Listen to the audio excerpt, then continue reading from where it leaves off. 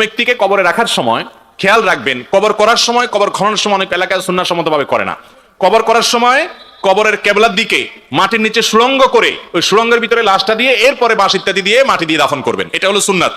সিন্দুক কবর যেটাকে বলে, একেবারে পশ্চিম পাশের যে মাটি থাকবে তার নিচে সিন্দুকের মতো করে নিচের দিকে খুঁড়বেন, যাতে করে লাশ পুরাটা প্যাক করে একদম আপনার ড্রয়ারে রাখার মতো রেখে দেওয়া যায়। এরপরে মাটি দিয়ে দাফন দিবেন। যদি সেটা করতে না পারেন, কোনো কারণে বৃষ্টি হচ্ছে, মাটি ভেঙে পড়ে যাচ্ছে, তাহলে সেক্ষেত্রে মাঝখানে কবর ভিতরে আবার আরেকটা বড় গর্ত করে গর্তের ভিতরে লাশটা রেখে তার উপরে বাঁশ দিয়ে দিবেন। শুধু কবর করে এক কোণাতে আপনি লাশটাকে কাট করে রেখে দিলেন, এটা কবর দেওয়ার কোনো পদ্ধতি, সঠিক পদ্ধতি নয়।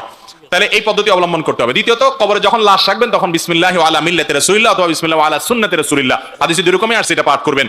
এখানে অনেকে মিনহা খালাকনাকুম ওয়া ফিহা নুঈদুকুম ওয়া মিনহা নুখরিজুকুম তারাতান উখরা পড়ে, এটি হাদিস দ্বারা প্রমাণিত নয়। এবং লাশ দাফন করার সময়, দাফন করার পর চার কোনায় দাঁড়ায় চারটা দোয়া পড়া, এটা কোনো হাদিস দ্বারা প্রমাণিত নয়। দাফন করা শেষ, কিবলামুখী হয়ে মুর্দার জন্য ইস্তেগফার করবেন এবং তার জন্য ইমানের উপর যেন অটল থাকতে পারে সোয়াল জবাবে দোয়া করবেন, বাস এটুকু হাদিস দ্বারা প্রমাণিত। অতএব হাদিসে যদি প্রমাণিত না সেরকম কিছু আমরা করবো না।